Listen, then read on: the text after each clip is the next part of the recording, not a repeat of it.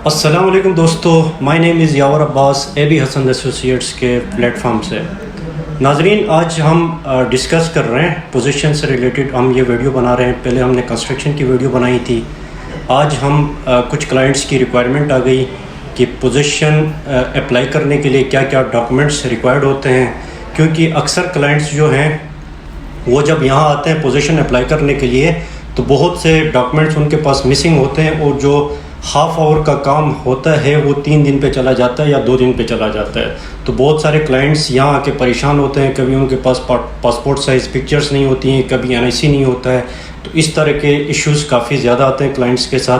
तो वो अक्सर यहाँ आके बैरिया पे जब जाते हैं तो आपको पता है बैरिया पे जब इंटर होते हैं तो वहाँ पे मोबाइल भी अलाउ नहीं है और डॉक्यूमेंट्स भी काफ़ी मिसिंग हो जाते हैं। तो बंदे क्लाइंट्स जो हैं वो परेशान हो जाते हैं।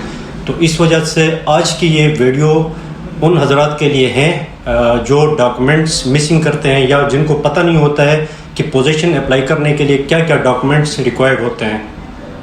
हम अपनी स्क्रीन पे आपके साथ ये चेक लिस्ट, पोजीशन की चेक लिस्ट भी हम आपको स्क्रीन पे अपनी दे देते हैं और शो भी करते हैं यहाँ पे चेक लिस्ट पोजीशन से रिलेटेड कि क्या क्या डॉक्यूमेंट्स हमें रिक्वायर्ड होंगे।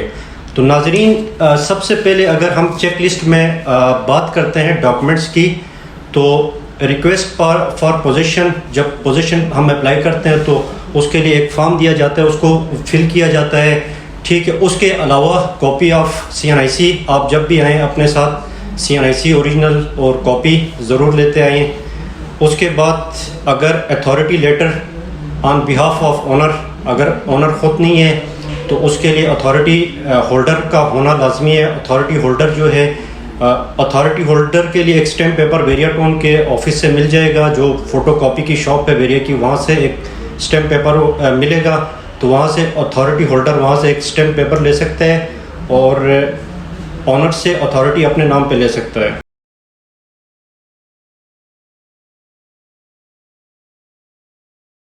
उसके अलावा original and photocopy of booking form transfer letter, अगर बुकिंग फॉर्म है तो वो आप अपने साथ लेके आ सकते हैं, नहीं तो अगर ट्रांसफ़र लेटर है तो वो अपने साथ लेके आ सकते हैं।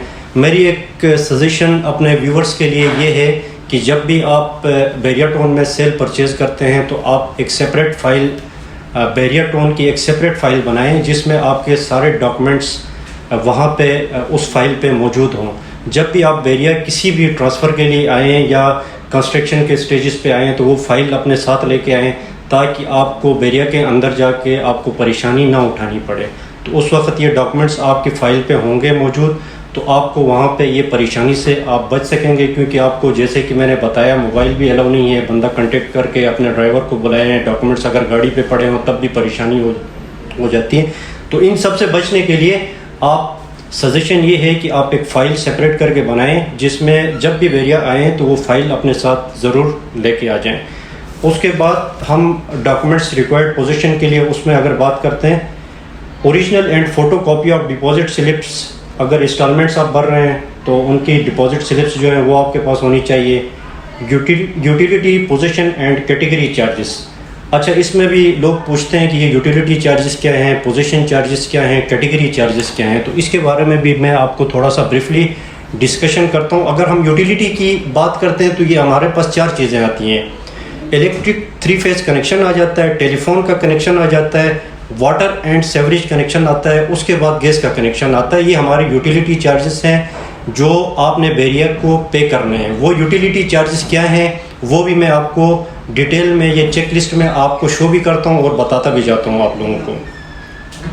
उसके बाद अगर हम कैटेगरी के चार्जेस की अगर हम बात करते हो तो कैटेगरी के चार्जेस में हमारा कोई प्लॉट है, पार्क फेस है, उसमें कैटेगरी चार्जेस आ जाती हैं। उसके अलावा अगर कॉर्नर का प्लॉट है तो वो उसमें कैटेगरी चार्जेस आ जाती है, या 60 फीट का रोड है तो उसमें कैटेगरी चार्जेस लगते हैं। इसमें ये तीन कैटेगरी चार्जेस लगते हैं।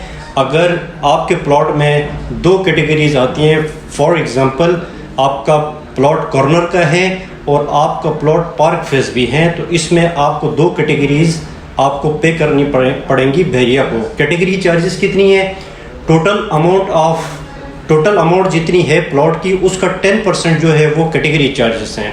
अगर आपके प्लॉट में 2 कैटेगरीज लग रही हैं तो 10% प्लस 10%, 20% आपको कैटेगरी चार्जेस बैरिया को आपने पे करने हैं। अच्छा, दूसरा है एक्स्ट्रा लैंड की बात करते हैं। अगर कॉर्नर का कोई प्लॉट है तो उसमें जाहिर सी बात है एक्स्ट्रा लैंड भी आ जाती है। और अगर दूसरी सूरत में अगर कोई दूसरा प्लॉट है, जनरल प्लॉट है, उसमें भी बैरिया की कटिंग में अगर कोई इस तरह के एक्स्ट्रा लैंड की चार्जेस आते हैं तो उसमें भी आपको जो पे करनी है extra land and extra space charges जो पे करने हैं। रेजिडेंशियल जो प्लॉट है उसके लिए आपने 10,000 पर स्क्वायर यार्ड आपने पे करने हैं। अगर आपका बैरिया का अपार्टमेंट है तो उसमें 2500 पर स्क्वायर फीट आपने पे करने हैं। अगर बैरिया हाइट्स हैं तो 5500 पर स्क्वायर फीट आपने पे करने हैं। अगर बैरिया होम्स हैं तो उसको 20,000 पर स्क्वायर यार्ड आपने पे करने हैं। कमर्शियल का प्लॉट है अगर तो 25,000 पर स्क्वायर यार्ड आपने पे करने हैं। अगर जिना एवेन्यू कमर्शियल है तो 50,000 पर स्क्वायर यार्ड आपने ये चार्जेस एक्स्ट्रा लैंड के आपने पे करने हैं। अब आते हैं हम रेजिडेंशियल प्लॉट के लिए यूटिलिटी कनेक्शन और पोजीशन चार्जेस क्या हैं, जिसको पीयू हम कहते हैं, पोजीशन यूटिलिटी चार्जेस। इसकी तरफ आते हैं हम। तो अगर हम रेजिडेंशियल प्लॉट की बात करते हैं तो 125 स्क्वायर यार्ड का जो प्लॉट है उसमें यूटिलिटी चार्जेस 1,01,400 जो अभी करंट जो इसकी वैल्यू चल रही है यूटिलिटी कनेक्शन की, तो ये फर्दर रिवाइज होता रहता है। बैरिया के पिछले साल कुछ और था, इस साल कुछ और है। तो अभी जो करंट इसकी वैल्यू है यूटिलिटी की 1,01,400 है। पोजीशन चार्जेस 1,17,000 है। और हम अगर 250 स्क्वायर यार्ड की बात करते हैं तो 1,40,400 है यूटिलिटी कनेक्शन के, और पोजीशन चार्जेस हमारे हैं 1,63,800। अगर हम 500 स्क्वायर यार्ड्स की बात करते हैं तो यूटिलिटी कनेक्शन के चार्जेस हैं 3,04,200 और पोजीशन हमारे चार्जेस हैं 2,57,400। इसी तरह 1,000 स्क्वायर यार्ड की हम बात करते हैं तो 4,44,600 हैं यूटिलिटी कनेक्शन के और 3,04,200 में पोजीशन चार्जेस। और इसी तरह हम बैरिया होम्स की अगर बात करते हैं तो 150 स्क्वायर यार्ड्स का अगर है बैरिया होम्स तो 2,02,800 है। अगर उसके अलावा पोजीशन चार्जेस 2,57,400 हैं। उसके अलावा अगर 200 स्क्वायर यार्ड्स का हम बात करते हैं तो 2,57,400 यूटिलिटी कनेक्शन के हैं, 2,34,000 पोजीशन के हैं। इसी तरह इकबाल विला है, कायद विला है। स्पोर्ट सिटी की अगर हम बात करते हैं, स्पोर्ट सिटी विला है 350 स्क्वायर यार्ड्स का है, उसमें 3,27,600 यूटिलिटी कनेक्शन के हैं, 5,07,000 आपके पोजीशन चार्जेस हैं। बैरिया पैराडाइज की अगर हम बात करते हैं जो 500 स्क्वायर यार्ड्स के विलाज हैं बैरिया होम्स, 5,82,000 उसके यूटिलिटी कनेक्शन के हैं और पोजीशन चार्जेस 4,50,000 के हैं। इसी तरह हम अगर बैरिया अपार्टमेंट्स की बात करते हैं तो 2 बेड अपार्टमेंट जो 950 स्क्वायर फीट का है 2 बेड, यूटिलिटी चार्जेस 1,32,600 हैं और पोजीशन चार्जेस 2,73,000 के हैं। अगर हम 3 बेड की बात करते हैं जो 2250 स्क्वायर फीट का है 2,02,800 है यूटिलिटी कनेक्शन के और 3,51,000 हैं पोजीशन चार्जेस। और इसी तरह अपार्टमेंट्स की हम बात करते हैं, 4 बेड अपार्टमेंट्स हैं जिसका एरिया 2950 स्क्वायर फीट का है, 2,73,000 यूटिलिटी कनेक्शन का है और पोजीशन चार्जेस 4,44,600 के। इसी तरह फिर कमर्शियल के भी इसी तरह चार्जेस हैं कमर्शियल प्लॉट के। एक दो आपके साथ डिस्कस करता हूँ, वीडियो ज़्यादा लंबी हो रही है। जिना एवेन्यू कमर्शियल के 11,31,000 यूटिलिटी कनेक्शन के, 18,72,000 आपके पोजीशन चार्जेस हैं। फिर लिबर्टी का कमर्शियल है, कायद कमर्शियल है, हॉस्पिटल कमर्शियल है और इसी तरह बाकी भी कमर्शियल के जितने भी एरियाज़ हैं। क्योंकि चूँकि वीडियो लंबी हो रही है तो ज़्यादा हम इसको डिस्कस नहीं कर सकते। फॉर फर्दर डिटेल्स आप नीचे दिए गए हुए हमारे कांटेक्ट पे आप रब्ता हमसे कर सकते हैं। बाकी इससे रिलेटेड कोई भी आपको जानकारी लेनी है तो इससे रिलेटेड हम आपको मज़ीद गाइड कर सकते हैं। अच्छा, दूसरा एक पॉइंट मैं आपको ये भी बताता हूँ कि आप जब पोजीशन के लिए अप्लाई करते हैं या ट्रांसफ़र होता है आपके नाम पे ट्रांसफ़र होता है तो आप पोजीशन के लिए अप्लाई करते हैं।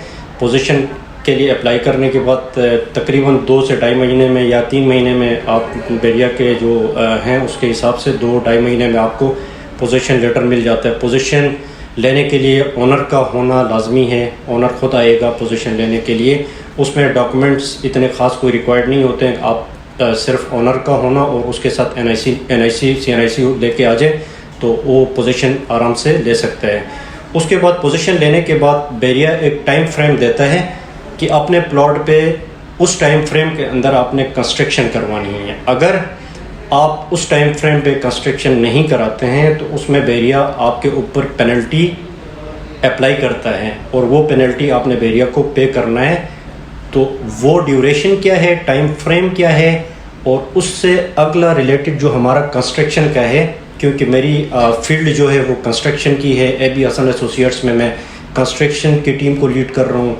तो कंस्ट्रक्शन से रिलेटेड और ये टाइम फ्रेम, जितना टाइम फ्रेम रिक्वायर्ड होता है, इससे रिलेटेड आपको इंक्वायरीज लेनी है। अगली हमारी जो वीडियो होगी इंशाल्लाह वो कंस्ट्रक्शन से रिलेटेड होगी। पोजीशन से लेके डिगिंग तक क्या क्या डॉक्यूमेंट्स हमें रिक्वायर्ड होंगे, उससे रिलेटेड हम एक तफसील पे एक वीडियो बनाएंगे और इंशाल्लाह आपको पूरी गाइडलाइंस देंगे स्टेप बाय स्टेप कि कंस्ट्रक्शन में पोजीशन के बाद डिज़ाइन के लिए आप अप्लाई करते हैं, उसमें ड्राइंग्स के हवाले से आर्किटेक्चरल ड्राइंग है, स्ट्रक्चरल ड्राइंग्स हैं, MEP की ड्राइंग्स हैं, वो सारी ड्राइंग्स के से रिलेटेड और डिगिंग तक क्या क्या प्रोसीजर होता है, कितनी फ़ीस आपको भरनी पड़ती है, वो सारी हम एक इंशाल्लाह एक बहुत डिटेल में एक वीडियो बनाएंगे। और इससे रिलेटेड हमारे साथ आप कनेक्टेड रहें और हमारे चैनल को फर्दर आप कंस्ट्रक्शन से रिलेटेड अगर आपको जानकारी चाहिए तो हमारे साथ कनेक्ट रहें और इंशाल्लाह हम आपको ब्रीफली एक्सप्लेनेशन और बैरिया के हवाले से आपको गाइडलाइंस आपको देते रहेंगे।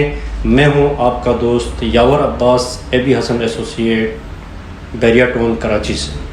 Thank you.